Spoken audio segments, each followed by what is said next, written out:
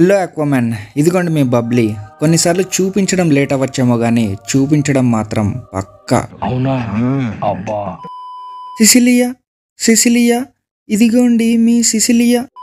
అయితే మామ, మన 2 బెటా ఫిషిల్ ట్యాంకులు చాలా మురిగ్గా అయిపోయాయి. సో కడుగుదామని ఫిక్స్ అయ్యి కడగడం అయితే స్టార్ట్ చేశా. కడిగే ముందు 2 బెటా ఫిషిల్ని తీసి పక్కకు పెట్టుకోవాలి కాబట్టి ఈ డిస్పోజబుల్ గ్లాసులు తెచ్చి 2 బెటా ఫిషిల్ని తీసి పక్కకి పెట్టాను. అయితే ట్యాంక్ లో ఉన్న వాటర్ పారబోయడానికి ఇట్లా ట్యాంక్ ని లేపైతే తీసుకెళ్తున్నాం. కానీ ఇట్లా వాటర్ ఉన్నప్పుడు ట్యాంక్ ని అస్సలు లేపద్దు. మీరు ఇలా లేపితే ట్యాంక్ పగిలిపోయే ఛాన్సెస్ చాలా ఉంటాయి. మేము ప్రొఫెషనల్ కాబట్టి ఏం కాదు.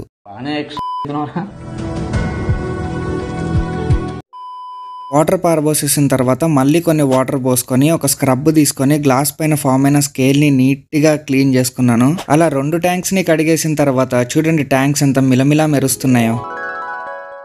ఇంకా వాటర్ అయితే పోసుకోవడం స్టార్ట్ చేశాను. అయితే గుర్తుపెట్టుకోండి, ఎప్పుడైనా బోర్ వాటర్ కానీ మనం తాగే వాటర్ అన్నా పోసుకొని అందులో కొంచెం సాల్ట్ అన్న వేసుకోండి. కానీ ఎప్పుడు కూడా ట్యాప్ వాటర్ అయితే అస్సలు వాడద్దు. ఎందుకంటే ట్యాప్ వాటర్ లో క్లోరిన్ ఉంటది. ఆ క్లోరిన్ ఉంటే మాత్రం ఫిషెస్ అసలు బతకలేవు. ఇంకోటి, బెటా ఫిష్ ని వేరే ఫిషెస్ తో పెట్టచ్చా అని చెప్పి చాలా మంది అడుగుతున్నారు. అసలు ఛాన్సే లేదు. బెటా ఫిష్ ని ఏ ఫిష్ తో పెట్టకండి, దాన్ని సోలోగానే ఉంచండి, అదే బెటర్. లేకపోతే వేరే ఫిష్ వల్ల ఇదన్నా చనిపోద్ది, లేకపోతే దీని వల్ల వేరే ఫిష్ అన్నా చనిపోద్ది. ఇంకా మీలో చాలా మంది మళ్ళీ బెటా ఫిష్ బ్రీడింగ్ స్టార్ట్ చేయని కామెంట్స్ పెడుతున్నారు. కానీ ఒకసారి ఫెయిల్ అయ్యాం కదా అని చెప్పి నేనే చేయడం ఆపేశాను అనమాట. సరే మీరు చెప్తున్నారు కాబట్టి మళ్ళీ స్టార్ట్ చేస్తా. కాకపోతే ఈ వీడియోకి 5249 లైక్స్ వస్తే మళ్ళీ బెటా ఫిష్ బ్రీడింగ్ స్టార్ట్ చేస్తా. సో 5249 లైక్స్ ఫినిష్ చేసేయండి.